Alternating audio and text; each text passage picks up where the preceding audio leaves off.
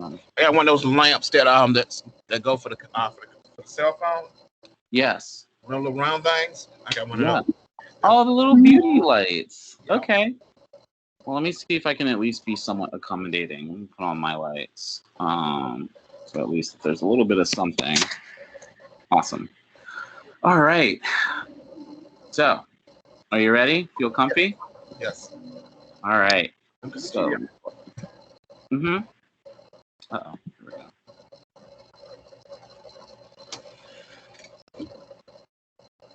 And I'm ready. All right, Coco, again, thank you so very much for agreeing to be a part of this.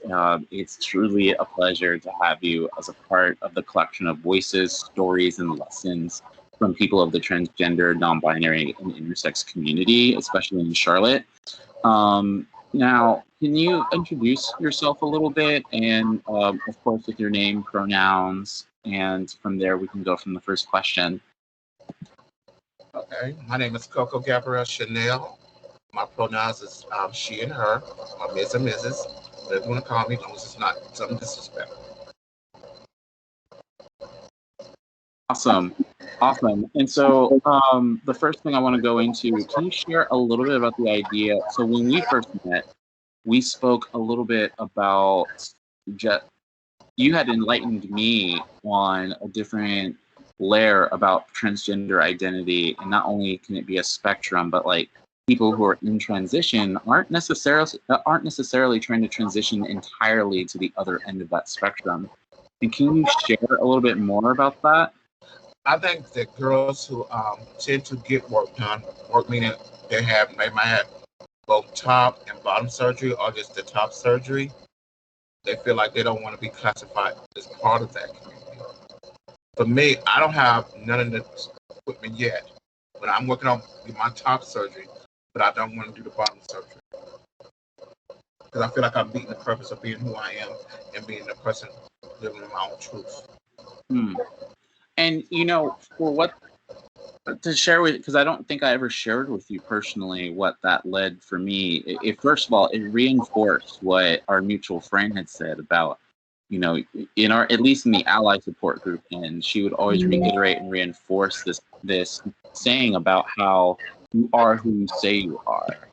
And that was very profound to me, because that kind of cut through all the complexities about what does define you as a man or a woman, whether you're trans or cisgender.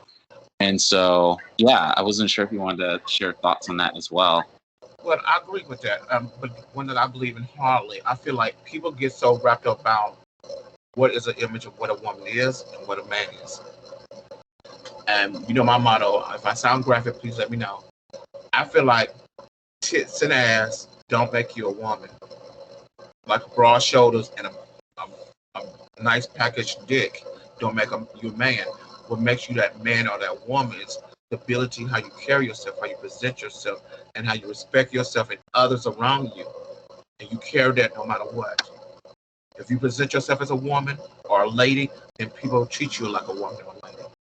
If you come out acting like a child, people treat you like a child.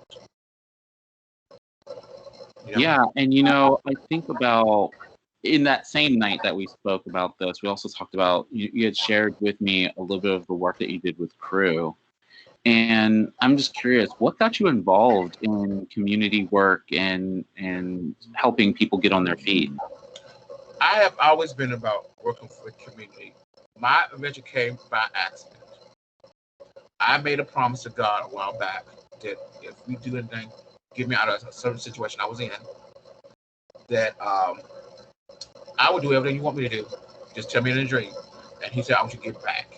Help somebody else who's going the same way you're going to do.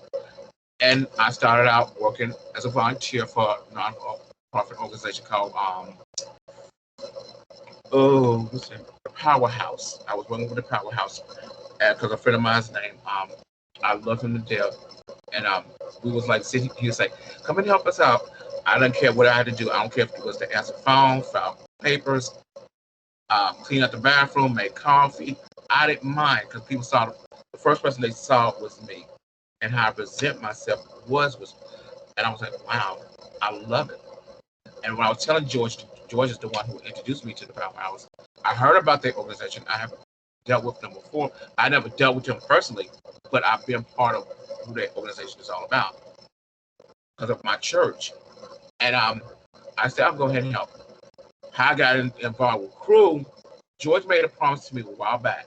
He said, if I should ever leave this organization, I'm going to take you with me. You won't have a job. You're going to have a career.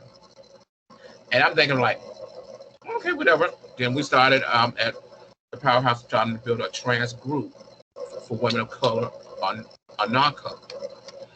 And we started it, and I thought it was going to go well. But then I said, these two white ladies who I love, Susan and Delaney, they came in there, came to see George, but they didn't tell me they would come to see me.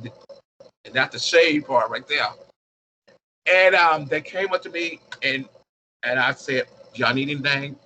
George, y'all need any water? So they was talking to George for about, not even long. They said, can you come here for a second? I said, okay, what they want me for? They asked me a lot of questions, what I do and how I'm about this and that and all that. And then all of a sudden, I said, well, okay, I got to get ready to go because I got to make sure the doors, nobody comes in unexpectedly. And then about right when I'm doing everything in the middle, they talked to George, and they was telling me, they gave, I don't know if they gave a thumbs up or whatever. And then they called me back in about like 10 minutes later, and they're like, can you come in here for a second? And they just hold their hands. I said, welcome. At the time, the company was called Cadre. And they said, welcome to Cadre. And I'm like, excuse me? And then it became Crew. And I said what?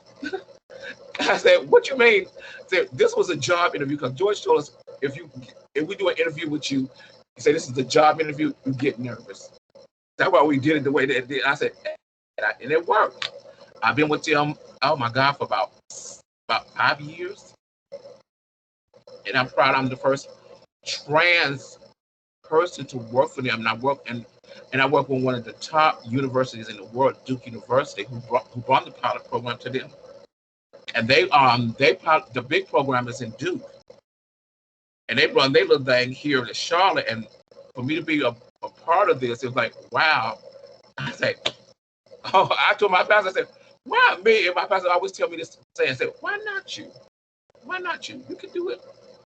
You got this. And I said, I love helping people. I don't care if you're trans or non-trans. I love helping people. That's my spirit. It's all about being that spirit of who I am. I really appreciate that. In what ways do you envision that? Like, how do you envision helping that community, the community you serve? Like, how's that vision been coming up to you? So many ways. I've been asked to speak in engagements. I've been a part of. I went from being a peer navigator to all of a sudden a peer support, and now if things go well, I'm waiting for Susan to send me the information. I'm hoping that I find out. She'll let me know by September. I'll be going to school to be a drug counselor for trans women and men. I'll be going to school for about, I don't know how long the thing at Teach Me might gonna last, but I can't wait. So I want to take a little bit of a detour from what we previously agreed to and kind of ask a little bit more about those issues. So there's an organization up here in Greensboro where I'm at that is wanting to centralize all the resources to help people experiencing homelessness. And one of the challenging things that we've been talking about is understanding the populations in our area that are homeless. Like, what was the cause of it? In some cases, it's drugs. Other cases, it's mental health. Other cases, it's also just not fitting into the societal expectations and being affected by the consequences of that. And what's some of your insight with that? I feel like it starts everything from drugs to everything you said from mental illness come from a source. It could be from a trauma. It could be being abandonment from family and friends. And then also you gotta pay attention. I don't like using spirituality too much because I don't want nobody to think I'm not a Christian. And I would tell people, yes, I am, but I just don't call myself Christian. I just call myself a new Jew. And I'm into Buddhism. But it could be about religious beliefs and stuff like that. A lot of time I see people like ours. our people, not just black people, not just gay people, all people together who are homeless. The reason is because it can come to any kind of all kinds of stuff, and it comes to that main source of something that happens in their life that couldn't fit in what you call mainstream society. Like for me being a trans woman, it was hard for me to be a part of something until I had to really embrace who I was. When I joined my church, what made me feel, I've been to every church in the world to try to get rid of this. And when a friend of mine who I used to hang around the club asked me to come, this new church will be open, you need to come, they have a grand opening, you need to come. I'm like, whatever. I'll come up and just say, come as Coco. I said, okay, whatever. I'm gonna go. No problem, I'm gonna go. With them, when they said God is love and love is for everyone. And what made me decide to stay, when they said, you are a beautiful Christian God, I said, it's like somebody took a bomb and put it on my lap and said, woo! I went home when I got home that day, I kid you not, the first words I told was my mother when she was alive. I said, Mama, guess what? I found me a church home. And I've been a part of Unity Fellowship Church of Christ of Charlotte for the longest. And I mean, and that's why I think a lot of us don't experience that because they're afraid that the same institution that condemn them and stuff like that, they don't want to go to a place like that. But I always tell people there's always affirming places like that that you can go there and without being judged, not being told what you are. You're not evil. You're not abomination. You're not this. What it says in the Bible, they need to read that Bible carefully. When they were talking about in Leviticus, men should not sleep with men. They were talking about men who were sleeping with little boys, and they were not homosexuals. They were, and they were talking about they want to quote Leviticus in a heartbeat on us. But then I always tell people, don't you eat shellfish? Don't you miss fabric? Don't you have your man mess with you on your special monthly day? That's wrong. But y'all don't talk about that. And not only that, but you have folks that wear cotton and then polyester, just fabrics of different materials. Like, so what are we really getting at, damn? I love that. And, with that, and it's funny, with the same organization I spoke with, and I'm happy to share that the founder of it, he didn't understand the pronouns until he went to the LGBT Center through some personal mutual friends, had convinced him to go there, and he understood that, if it's my job and my purpose to help people that are facing this issue, I need to be mindful and aware that, first of all, folks experiencing homelessness aren't all going through the same thing or going through the same thing in the same nuance, but that there's different angles, and I need to be sensitive to it. So he started learning pronouns and started addressing folks. And that was interesting to see a progression in a colleague that way. And to me, it seemed very profound to him, and it was just profound to me that there's people still willing to learn. So with that, I want to go back on course and just and ask you, what are some of the most profound lessons that you've learned in building your identity? Oh my God.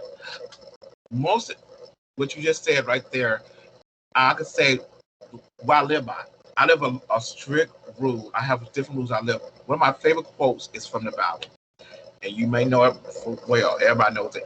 When I was a child, I acted like a child. When I thought like a child, I thought like a child. I played like a child. On and on. But I take one parenthesis instead of saying man, I said when I became this woman, I gave up all those things and started living like what a woman should act like. And that's why that's one thing. And I always tell people this, and this is, I hope somebody feel this when they hear this. When you lose yourself, find yourself. When you find yourself, don't ever lose yourself again. And that's a quote from me. And I live by that. It's on my desk at home, at my job at Crew, because people ask me about that. And I do it on my Facebook Live thing. Oh my gosh, that is amazing. Thank you for those gems. Oh. And then what would you say to someone who knows nothing about cisgender or about non-cisgender people but want to learn more? I know there's a lot of resources like just Google and the internet and libraries and books, but is there anything in particular or any sort of guiding wisdoms to give someone who wants to start learning? I think the best thing I could tell people is to ask. If you know somebody who might be transgender, being male or female, whatever, ask. There's no wrong with asking. Say, may I ask how to address you? Because I don't want to say something that may offend you. Some people say, sometimes say they don't care, but see, I always tell people they do care. When they say they don't care, they do care. And it's best to be consistent and say, you may not care, but I do, because I want to make sure that you feel respected.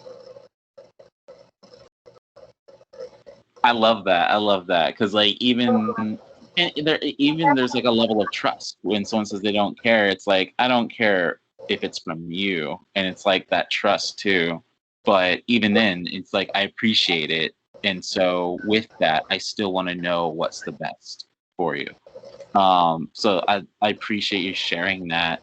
And then wow, this went through really quickly, but what stories, okay, so this is the fun part. So like what stories would in lessons and sort of, you know, what message do you want to give to the people that may see this long after we're gone, centuries? I could say about just live your truth. I'll give you a prime example. The day I met my the guy, the prelate, the guy who started my church, when I met Archbishop Carl Big, oh my God, you talking about mind blowing. I remember they said, we're going to choose certain people to go. He did them at the time, it was Pastor Tanya, she became bishop. Bishop Tanya Ross, we ate at her house, and she chose so many people, and she only could choose 8 people from the church. I was one of the 8. And they told us, beforehand, don't ask a certain question. And one of the questions was, do not ask them about Miss Lottie.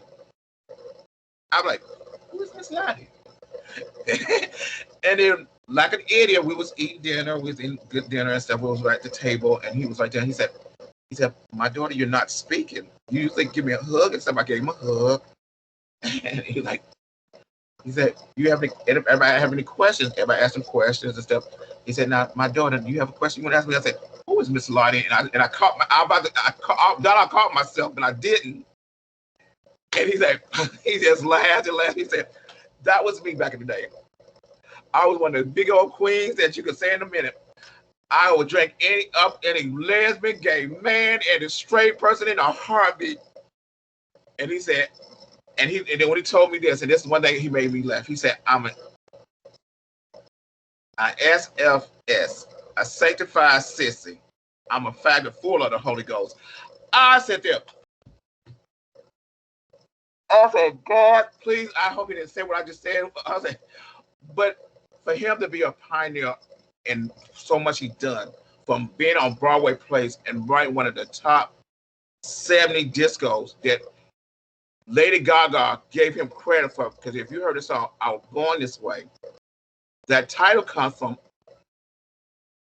I was saying I've heard of it, but I've never seen it or heard it. If you've seen her version of Born This Way, she gives homage, because she even says, she said, I give credit to a man who wrote the original title of the song is called Bean. And if you heard his version, it's pretty much the same message. It's like a disco and house version of it. And I mean, I love it. Just hearing his journey about his stuff. And I even read his book, I Was Born This Way. And his story and how he became, where he started from being this little chubby looking kid, being adopted to a progressive Christian family, to doing all kinds of stuff, getting wild, until he's all of a sudden he had an epiphany when he saw some of his friends dying of this new disease, what we know now is AIDS. And he said, God, I'm tired. What I need to do? And God said, it's time to bring my family, my children back home. And that's how he started the church. And with one small group, with 8 people, with bologna sandwich, Kool-Aid, and what did she say? And some Ruffles potato chips. It went through. I was like, oh, snap. And look at us now. Our churches have grown. Now we got a church, and I pray for them every day, is in Jamaica. And you know, Jamaica is very homophobic. And it's so sad that we live in a world that we do get with homophobia and transphobia. it's sad that I'm constantly hearing stories about trans women, especially women of color, getting killed. I lost so many of my sisters because of sensitive violence, because of that. The one thing what keeps me strong is to keep out there and just tell people I'm sick and tired and being sick and tired. Even when I'm glad I go to a church that accept me being angry and knowing and that we base our church on liberation theology and learn how to say, okay, if you're telling me you love me, but how can you love me and you condemn me at the same time? It's okay for me to direct your choir, play your organ at your church, but you don't want me to be on the pulpit, preach to you, or come minister to you, like I'm going to do something perverted to you. No, that's not true. And that's one thing I have learned. As being I always tell people, if you go and do something like that, there's a lot of things out there that you can do. Get out there and find your niche. Find that niche that you like to do. If you like to go out and help people, help people. If you like to feed the homeless, feed the homeless. If you want to go to the hospital and visit people who are just like you, go out there and do that. You can do that. Wow, I really appreciate that, Coco. And again, at this point, I don't have any scripted questions. At this point, it's really up to you what you want to talk about for as long as you want. Okay. I know. Ask me anything you want to. Okay, so I do want to recap because when we first met, one of the questions I wanted to ask was like, Coco, Gabby, Chanel, can you please share about that name? Because I was like, when you gave me the first name, I was like, oh, okay, you aiming for royalty. So I just wanted to know. Like, my name came about so many ways. When I first did, I started doing female impersonating, and I had to choose so many names. My first name was Whitley Gilbert, because everybody said I sound Southern. Because my best friend gave me that name. I said, I don't sound that Southern. I'm from New York City. I'm from the Bronx. They said, no. I said, no, honey. Then I said, no. And then at that time, they said, oh, you too sluttish and you act too mean. We're going to call you Erica Kane. I'm like, Erica Kane? Knowing I like all two women, you know. And I'm like, Erica Kane? That y'all make me sound from me being a Southern belle to a hoe. But the good thing about it was I prayed on it, and my favorite designer in the whole world is Coco Chanel. And what she stood for, I didn't know she was homophobic at one time, but she changed her ways. Like in the 70s, she made a big apology in like 70 about what she had. No, in the late 60s, she made that apology towards homosexual that she didn't mean to say. And but I love who she became as a woman and what she celebrated as a woman, the spirit of a woman. And I chose the name Coco Gabrielle Chanel, named after the fashion designer. I'm like Coco Chanel #2, you can say. Yes, I do wear her fragrance. My favorite perfume, if anybody want to give me a gift, Mademoiselle is the most fragrance. I love it. And if you're a man, if you're around me, if you wear Chanel Blue, I'm going to hug you all night. But I love everything about Chanel. I love everything about Chanel. But if it's not Chanel, I love So De La Renta by Oscar De La Renta. That's one of my favorite perfumes. Like if I'm wearing a gown or something like that, I wear my Oscar De La Renta. If I'm going to a function like a art museum thing or something like that, and I have women coming to me all the time and say, I ain't trying to be rude, but what's the name of the perfume you get on? I said, So De La Renta. Or I'm wearing Chanel Mademoiselle or Chanel Noir, the new Chanel #5. They were like, they said, we don't see that many black women wear Chanel. I said, well, I do. I love who she became. I mean, the spirit she sells about women. She said, women should not be boxed in a box. And when she said that, that made me to understand what a trans woman is all about. I should not be defined in a box what a trans woman should look like and all that. No, I'm going to be who I am. If you approve or not, I'm going to still be me. Oh my God, I think that's a great way to end this. Oh my gosh. Yeah.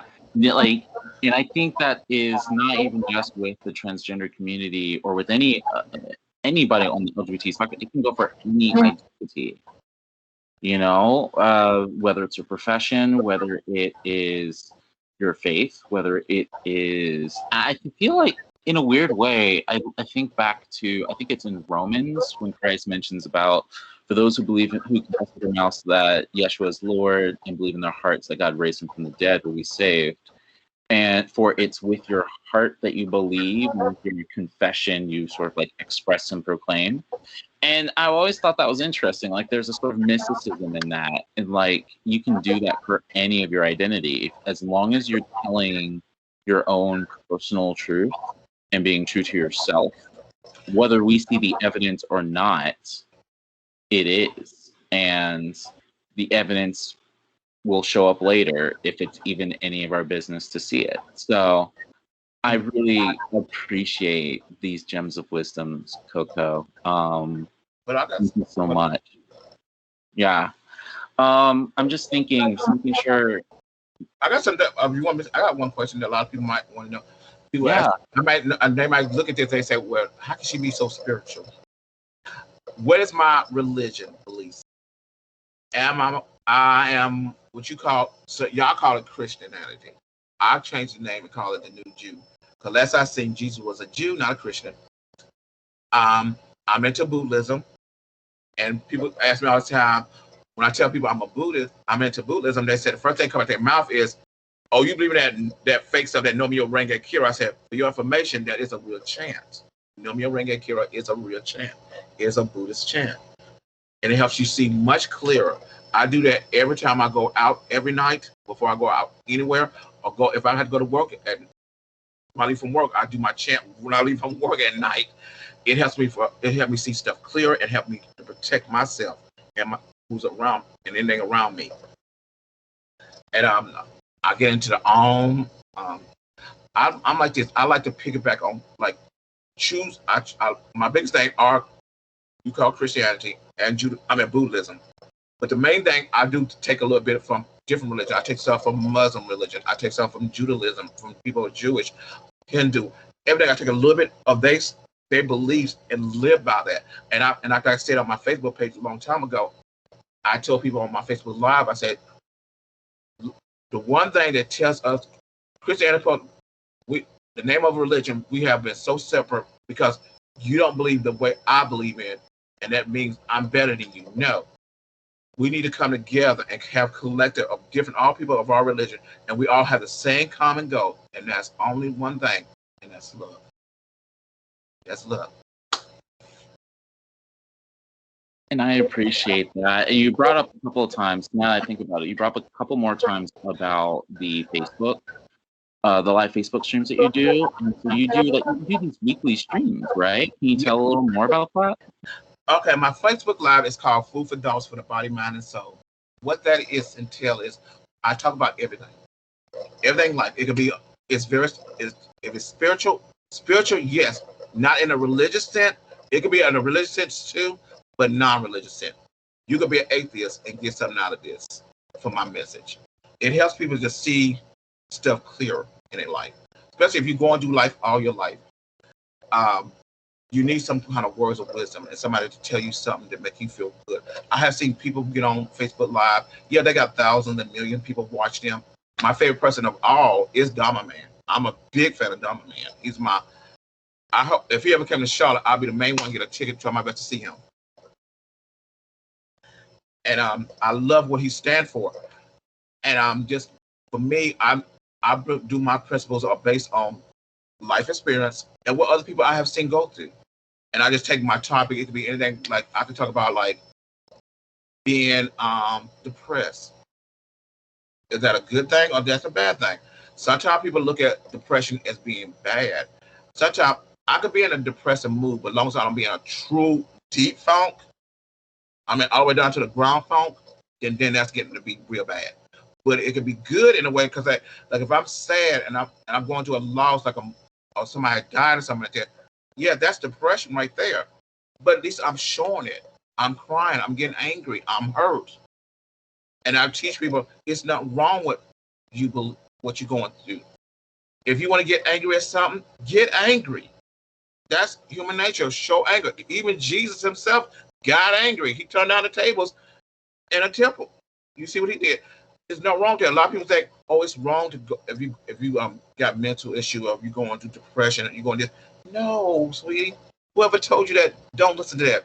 And my favorite word, another thing I tell people, stop thinking about stinking thinking mentality. Stinking thinking is this. When somebody put in your head like, oh, you stupid, you're dumb, you're a drug addict, you're a prostitute. No, that's not who you are. You are some more than that. It's like when Medea said, it's not what people call you, it's what you answer to. And I believe that hardly about that. Wow, that's brilliant. There's a mindset coach I'm talking to that says something similar about, like, she calls it the materia, all the material things in this world and the things that you receive, regardless from who it's from, it can't get to you unless you choose to allow it, or unless you choose to accept it. So, like, the things when people tell you don't have a future, or this is going to happen to you, or you're just a whatever, like, it can't have power over you until you choose to allow it to have that power. And I thought that was kind of interesting. She's all about this idea about the power of choosing. And I think it's kind of profound in that sense about going back to identity. I am who I choose to be, and whatever I choose and choose to believe, because according to her, belief is a choice,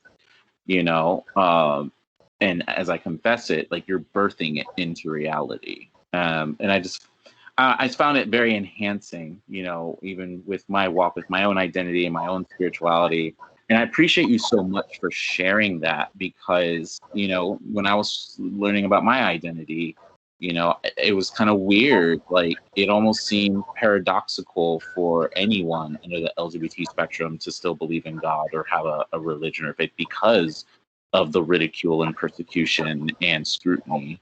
But yeah, so I'm so glad to see folks like you who are living proof that that is not the case, nor is that there's no truth to it. I always tell people this, and this should help you out, and anybody who's watching this too. Show me where God said that truly out his or her mouth, because I looked at God as being both womb and seed, both male and female.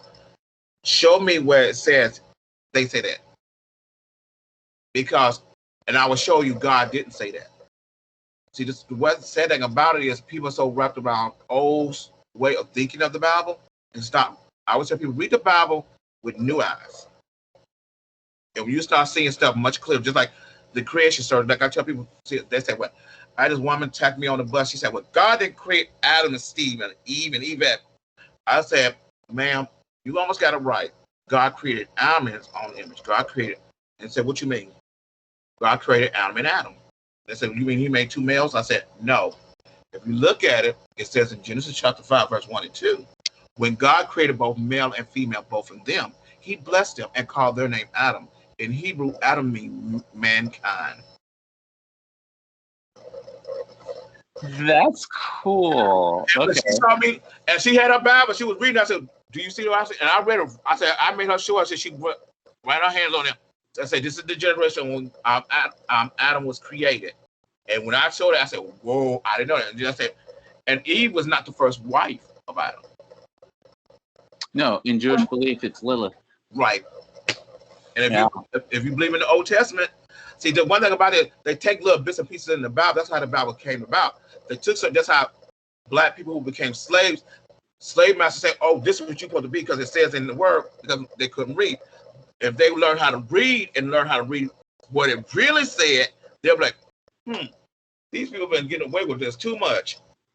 And I mean, and that's why somebody who decided enough is enough. I'm sick and tired of being sick and tired of being beaten by your word. That's why I said it's sad that in the black churches, like I agree with Harley with Billy Porter said about the church and how it really has really hurt the LGBT community and the hatred they put out there. And they said it's the truth. I said, well, do you know if the Bible's true or not? If that's the truth, and you're a woman, you're talking over me, and I'm a man, you don't supposed to do that. You can get stoned for that. You know that, right? And they be like, oh, what you mean by that? I said, yes, you don't want to go there, because if you want to go to old thinking of the Bible, we can go back to old school ways.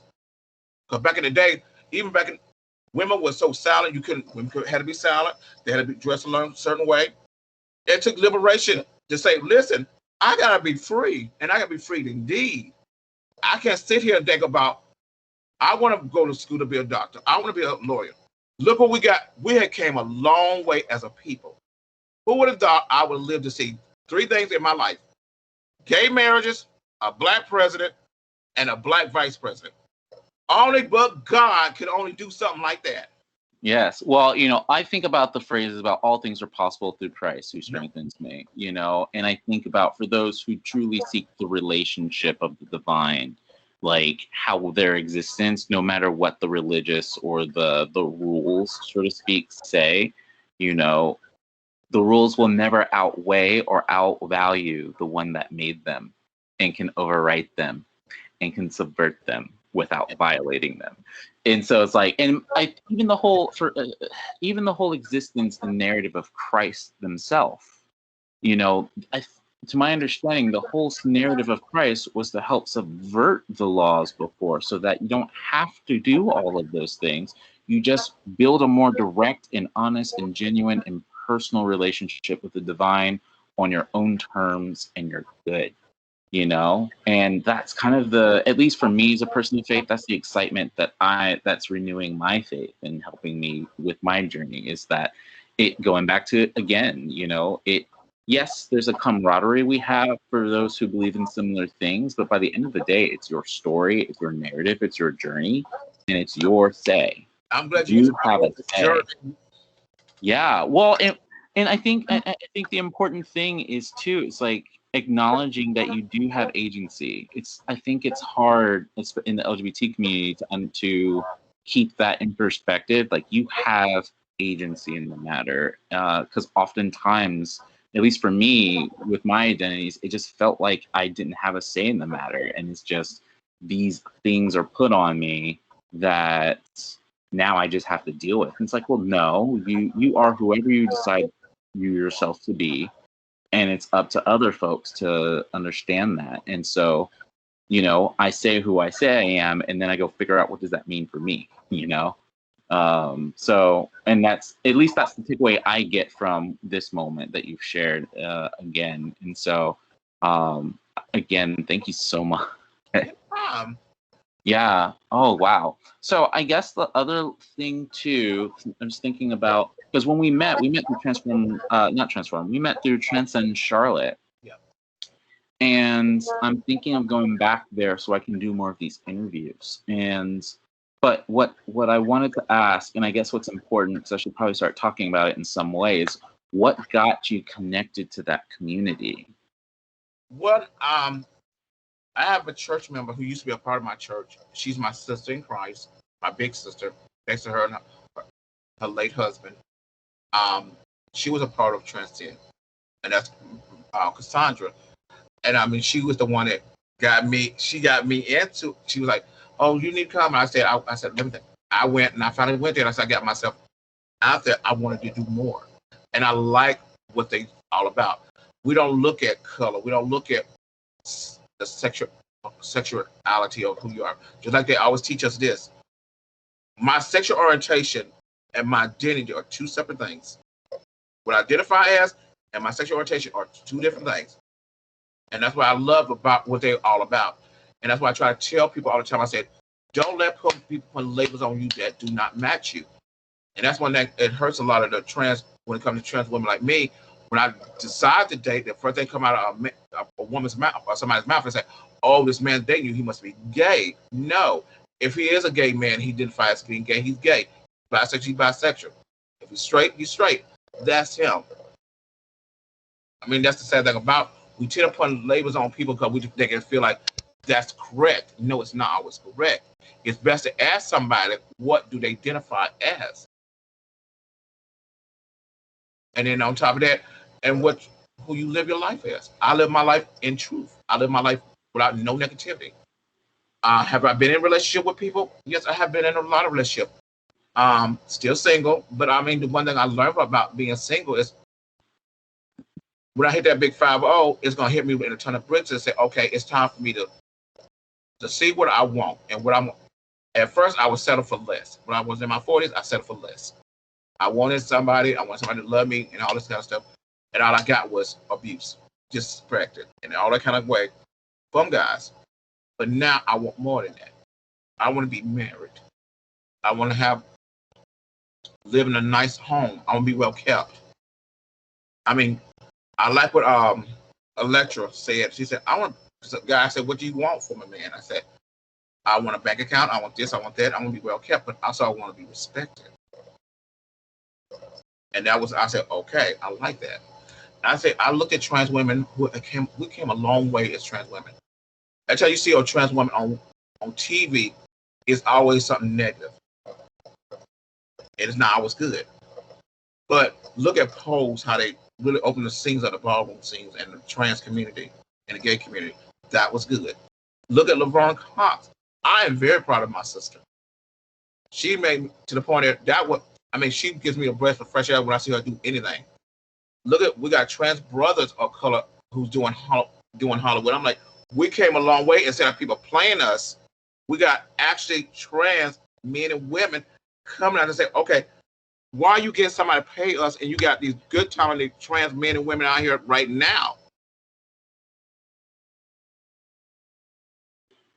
Yeah, I noticed that with Sensei. I forget the actress's name, but the character Naomi, the computer hacker, played by like a transgender character played by a transgender woman, and it was just amazing. Like I was like, oh, we're here. And then I thought we were here, and I was like, this is the beginning. Then Pose happened, and I was like, I went bananas. I'm actually finishing the 3rd season because I'm emotionally ready to see the rest of the season now, but it's just absolutely amazing to see all of these characters played by the identities. And look how HBO has changed so much when it came to, like, I was looking at one of my favorite. I read the book, I got into it, and I'm so happy because I'm glad one of my favorite actors who is really openly gay, Michael. I can never pronounce his name that good, but he played this show called Lovecraft. It's based on a book. It's a science fiction book. At first, when I first read the book, I really didn't get into it because I don't get into science fiction stuff like that. But when I finally read it, and then they said they're going to get ready to put it on HBO, and I said, what are they? I said, it's hard to explain what they are. I think I explain it in depth. I say they're aliens, but they're living in the form of a humankind. Like the main character lived as African American, that's black, and his friends, they got a person who's real light skin, pretty and all that. But you have the white counterpart, some of them, and they live back in the Jim Crow law back in those days. And it was like really neat how they did this. And that was the first time I seen they were that graphic on HBO, because HBO back in the day used to be real wretched back in the day in the 80s, the early 80s. And I was growing up. But now they got really going too far where you see 2 gay men having sex. And I'm like, whoa, okay, this is too much for me to look at. Yeah, Sensei, and then Tales in the City on Netflix got me surprised. I was like, oh wow, they actually did it. Like, whoa. I'm like, okay. Usually you'll see women get exploited. They show the woman's boobs and her the JJ. But I was like, oh my god. Yeah, no. And if you got HBO Max, you lucky. They got for me in my smart TV in my bedroom. Oh my gosh. I ain't showing too much. I was like, I can't deal with this. I can't look at this no more. But and even better, like it's not even like hypersexualized. It's just like a thing. Like it's a matter of life. It's beautiful. I love it. And look at the gay community itself. It's changed so much on mainstream TV. BET got like on TV shows like The Oval. What's the name? That the Coco movie TV show. My sister looked at the movie all. She be calling my house all the time. Are you looking at it? I said no. But I mean, it's so graphic. They show homosexual contents in it, and I'm like the love scene, love making, and stuff. I said, okay, this is going too far. But I said, if it worked for them, that's good. But in a way, I feel like this: if you are a gay person playing a gay character, then that's good. But if you're a straight person playing gay, I'm not for it, because I feel like I don't want to get lash out on me because somebody must have misidentify them. Just like when the big issue with like Malik Yaba, when he made a comment and he said he loved trans women. The first thing, everybody in the media want to attack him. Just like they did with Dwayne Wade and Gabby Union when their daughter, who became transgender, became a woman. I said, y'all make this young teenage person want to let them live like they want. You know, that's wrong. That's a weak man to do that to a child. I said, no, that's a strong man to see his child transition and be who she want to be. And especially Gabrielle Union being her platform, she on in Hollywood, and him and an athlete, and they support their child. That's good. You don't see that many times black families support anything a child do, especially if they are trans or they're gay. It's a hard thing. That's why I always tell people, watch your mouth when you trying to bully people, because that same words that you say that damage somebody could put that child 6 feet under the ground by killing themselves. And it's sad that we live a lot of people in this world die because of that. Because what words do, they always say sticks and stones may hurt my bone, but words will never hurt me. That's a lie. That's a lie. It depends on how damaged that person is. I thank God that for me. Well, I think about, the power of life and death lives within the tongue. So it's like, you just don't know how it works, So yeah, I definitely agree with the whole thing about, not even so much about watch what you say, but think about what you're saying before you're saying it, because there's so many layers underneath it. I have people come up to me and say, "Oh, you're not a woman." I said, one, I am. Not because you don't want me to be one, and you identify me as not. That's you. I'm gonna be me. I thank God. Have I been bullied in my life? Yes. I think I have made peace with one person in my life, and I thought it went full circle, and that's my stepfather. My stepfather, when I was like 12 years old, I say 12 to 15 years old, my life was a living hell. My stepfather did not let me be myself. He didn't want me to live a gay lifestyle or nothing. Not even being feminine. I couldn't do double dutch and nothing like that, like the girls do. I had to play football, all kind of stuff. And if I didn't, I would get lashed out by beatings. And what made us have that peace in our life was when he got out of prison. He was in prison for a long time. He served for about 18 years in prison. And when he finally got out, and he went to the halfway house, and Mom Pat told me, "Vets want to see you." And I said, the first thing came out of my mouth, like, "Why in the hell I want to see your brother for?" And I remember my therapist said, "Go out there and talk to him and tell him if you can forgive and about forgiveness, what I told you to do." I said, "Okay." Right when I got there, I was scared to death. My Patty was there. His ex-wife was there. And his daughter was there. And we was sitting there talking and say, "Hey, Butch." I said, "Well, you already know my boy name, boy nickname. That's why I went by Coco." He said, "Hey, Butch." I said, "Hey." I said, "Can we talk?" And Mom Patty said, "You want to sit down? Let me sit with you?" I said, "No, I think I got this." And I sat down with him. And I was seeing him looking at the picture of all the memory books that he missed, all the people who passed away. And he got to my mama's picture. Because he put my mama through so much hell. And I said, if you can forgive me for wishing you was dead and all bad things happened to you, I can forgive you for all the beatings, the bullying, and everything else you did to me that's negative to break me down. I can forgive you. He said, "I'm going to ask you to forgive me. But I can forgive you." I said, "Well, I can forgive you too." And to this day, me and my stepfather are the best friend. And he told me why he treated me that way. Because the first gay person I ever met in my life, and very feminine and looked like a typical, I seen him dressing as a woman one time when I was little. And that was his cousin Larry. And he was an inspiration. Now, you would never pick on Miss Larry, or else you will get beat down. Now, imagine this. A 6'4", big old football type dude. Very gay. But you better not call him a faggot. He will beat the hell out of you. And that's what if I feel anybody for saying that word, I'm sorry. But he didn't play that. He said, "You're not going to disrespect me." And he was the first person I met that was really out, and I mean, and proud of it. And he was like one of the inspiration in my life. And I told myself, if I'm gonna become who I am, I challenge people like my cousin Larry. Um, who else I challenge? A lot of gay people in my life that who was a bit influential. Tracy Morgan, Casey, um, Miss Kim Holiday, all Wait, of them. Morgan.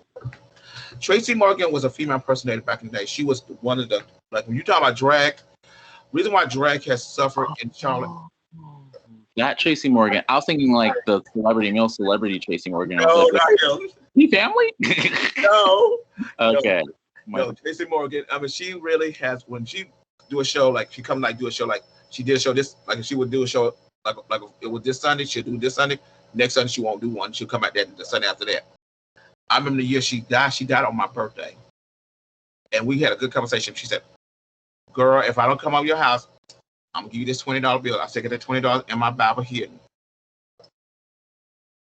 And it built when she had told me something had happened. It was like it hurt me when she had the day she performed. I was there when she died. She was performing. She didn't feel too good, and then all of a sudden she the ambulance came and said, I said okay. When I came home, I came home and it was like no problem. And I said, because I know I ran out of makeup, I had to go get some makeup. I had to go, and I saw Tracy Morgan's cousin.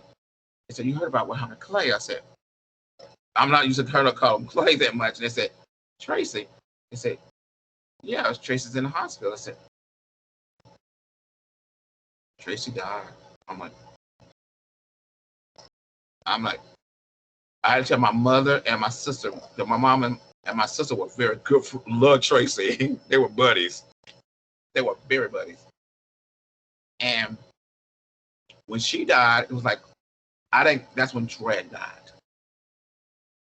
I look at female impersonators and now it's like they don't have no soul or the information about what being drag is all about.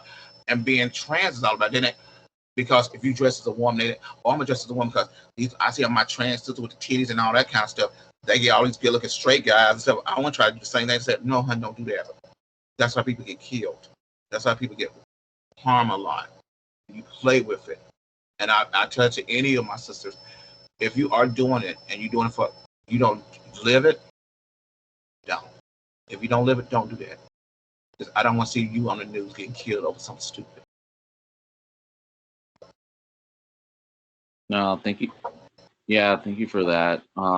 Geez, I want to end this on something on a good note though. Gosh, Coco, it's really been a true talking to you. Just, I feel like we've already gone around the world twice. Yeah. Oh my gosh. I guess the last thing I would want, I guess if you don't mind me asking, in your journey defining the woman you want to be, and you've already shared a lot of good stuff,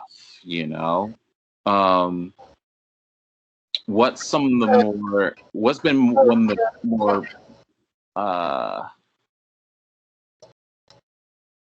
I guess what's been one of the most helpful things with you on that journey? I think my faith and my spirituality, my essence,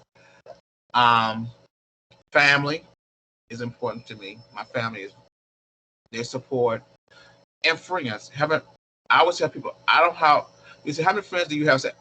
I'm a type of person, I don't care who my friends are, as long as they respect me. That's all I ask. And being the woman I became, I love being who I am.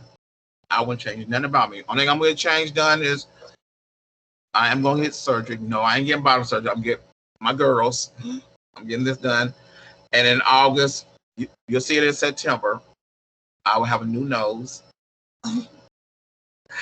It's not cosmetic. I'm not doing it for vanity. I'm doing it because of health reasons. Because a lot of people don't know I've been dealing with a lot of nose bleeding. And it's got worse. And the doctor said, it's time for you to get a nose job. I'm like, oh, I can't afford it. Say, your insurance said they will cover it. I'm like, good. I said, thank you. But I wish I was in New York. I could get the whole night. I could get the boobs and all that stuff for free. Yo, low key, I wish I was in Atlanta so I can get some of the free healthcare services I could get. I qualify for it. Well, they got a lot of stuff in North Carolina. So they got free health care services. It's a lot of stuff out there. You just got to do a lot of real research out there. It's out there. Okay. All right, and I'll probably follow up with crew on some of that information to make sure I can spread it out to those who need it. And and like I said, it's other organizations besides crew. I also do volunteer work for PRN, Promises Resource Network. PRN. And I mean, they do a lot, especially they trying to investigate, be more exclusive when it comes to peer support now. And I'm glad they opened the door to ask my opinion about certain things. They said, well, how about you think about coming work for us for a while, for a little bit? We ain't gonna pay you that much, but we need your help. I said, I don't care if you pay me or not. I said, I'll come in there and help. I said, I sit in that room with them. They asked me, like, they had to deal with a trans woman or a trans male, how to make them feel more comfortable. And they were like, because I want them to feel comfortable when they meet any kind of peer support. Because a lot of times, as peer supports, they didn't teach us about how to embrace the LGBT community, how to deal with that. Mine came naturally because how I live my life as one. People like me, because when you see them, the first thing you see is my rainbow thing, my trans flag, my rainbow flag. And now they talking about they getting ready to change the pride flag. I'm like, what are they changing the color to? They say they'll put brown and black. I'm like, what? Yeah. I don't know if you saw one of the artists. He actually made artwork showing the new in reference to the new flag. And it's the rainbows with the trans black and brown stripes in it. I said, what? Okay, I'll get it. I'll get it. I'm not one. I said, I got a rainbow here, and I got I got the human rights here, and no, Stonewall, the 50th anniversary of Stonewall is here, and I got the my trans flag is in my dining room area. Oh snap! Can we talk about? You just reminded me. Can we talk about Stonewall for a minute? Because if I remember correctly, you spoke at some major event celebrating the 50 years since Stonewall. Can you share a little bit more of that history? Because you're part of history now. Like that, you are a historical figure in that regard. Oh, God, that was a mind blowing. You live bit piece about Stonewall for those who don't know. Stonewall was an area in Greenwich Village. And back in the 60s, I think it was the 60s or 70s. I'm trying to get it right because I don't want to say nothing wrong because I want nobody to say, oh, you said it wrong. I'm trying to get it right. It was like in the late 60s. Back in those days, it was a club called Stonewall. Gay men, drag queens, transsexual would they try to go in that club to meet. Here the police waiting for them to get beat down. Almost like what happened in with the water hoses with blacks back in those days.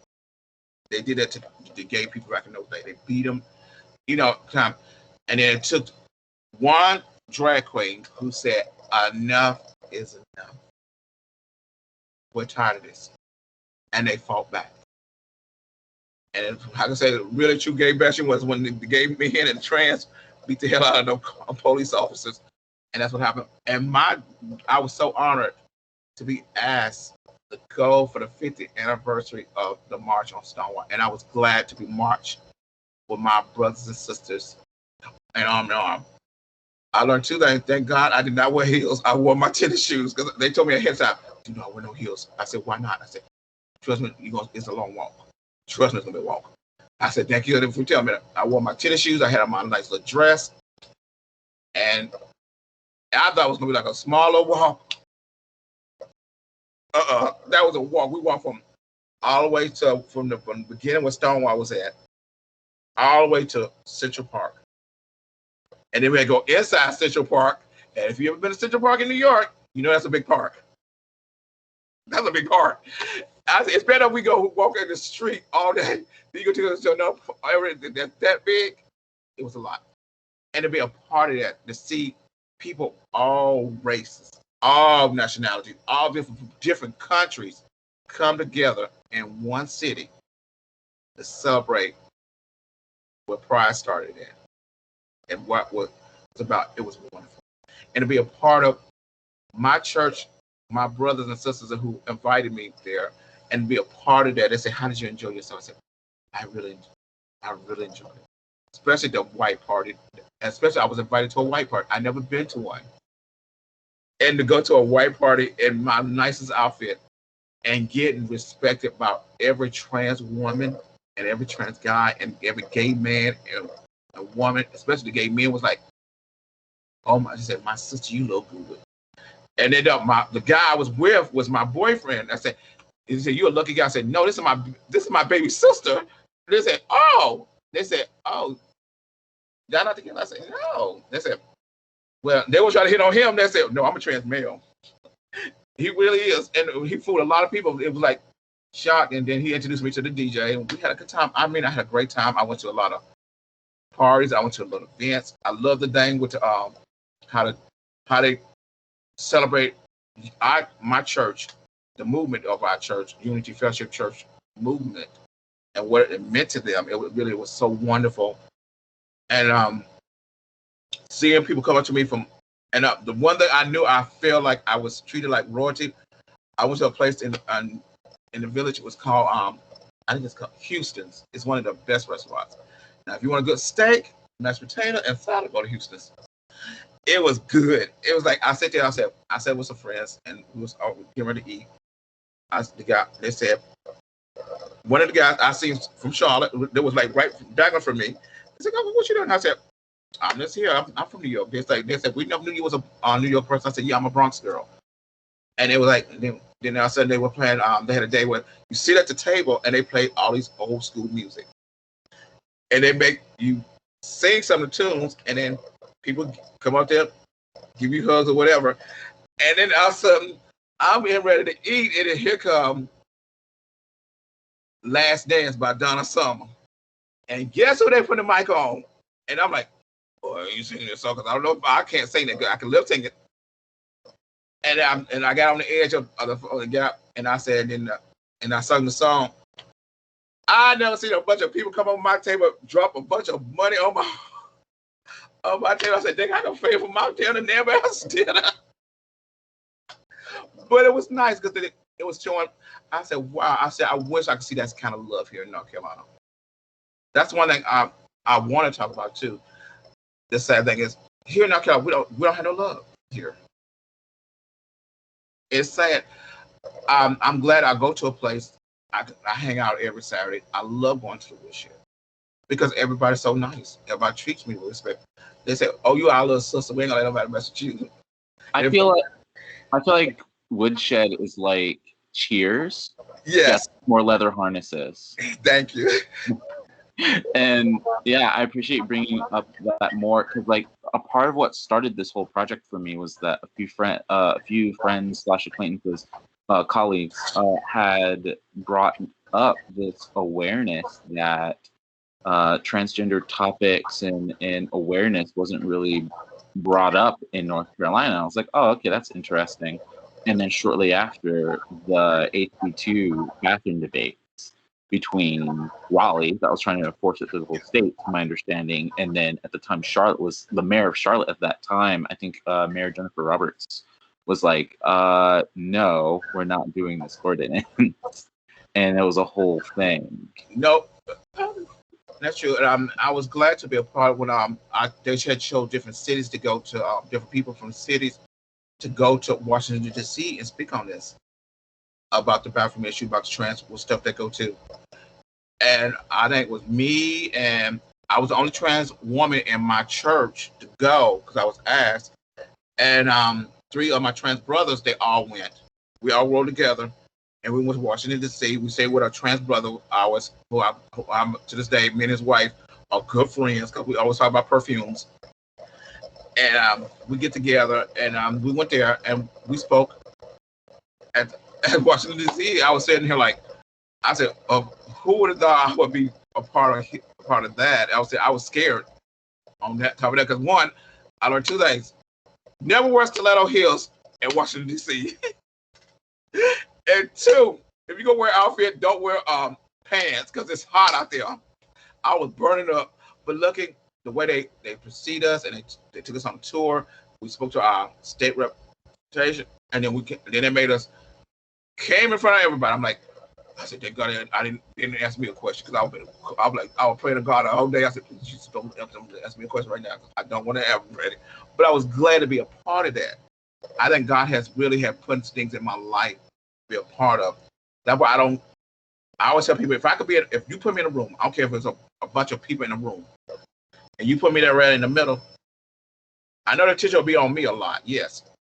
But at the end of the day, you'll know who I am before I leave. And it'll be good in good respect. And that's one thing a lot of times in the gay community, in this community, we don't appreciate those people who paved the way for us. And especially myself. Have I won any pageants? No. That's why they call me the Susan Lucci of all the pageants. I don't do it. That's why I stopped doing it. Because I got tired of seeing people, the shows in North Carolina are weak. I'm not trying to downrate all the pageants that way. I don't want nobody to come and sue me for something I said. These pageants are rigged, and I'm being honest. They don't show true meaning of what the title and people come and get these crowns for the wrong reason. If I see you taking a crown, like if I'm Miss USA, or Miss America, Miss Gay America, Miss Gay USA, or Miss Continental, or Miss Gay World, I'm gonna take my platform and use it for good and speak for those who has gone through so much in their life, and try to find a way where I can build community and working together. That's why I'm doing the stuff I'm doing now. And on that same note, the magazine I'm a part of is called the new magazine is coming. It's called Lord, I forgot the name. State of Emergency. Oh, I gotta remember it. State of Emergency is coming up real soon. I'll let you. I know. There's gonna be a press release. I'll make sure I send you the link to it. It's gonna be. Thank you. It's the first ever magazine of trans women of color, and we're gonna talk about all stuff from fashion to stuff, the positive. I always say the good, the bad, and the ugly. But we all come together, and also we get ready to do our first talk show. It'll be like a platform like The View, but it's gonna be all trans women of color, of all walk of life, different procedures they have in their body, but also different ages. And we all gonna sit at a table and talk about everything and uplifting. Please let me know. I want to spread this word as far as I can. Yes. Wow, Coco, Gabby, Chanel, I really appreciate this. I appreciate your time. I appreciate this moment. Please keep in touch. And just thank you for all the stuff that you do. It means a lot. And it's truly a privilege to have gotten to know you and to be your friend. So thank you so much. How many views did we get so far? How many views? Yeah. Well, this isn't streamed live. This is going to be archived. So I'll let you know when it's up and ready because I need to put all these out soon. Okay. So yeah, please stay tuned. And the call is always open. So if you ever want to do a round 2, just let me know. We can do it anytime whenever you want to do this kind of thing. I would love to do this. Yeah, definitely. Well, you already made a great first step, and I'll share more with you shortly. Thank you so much. Okay. All right. Take care. Okay, you too.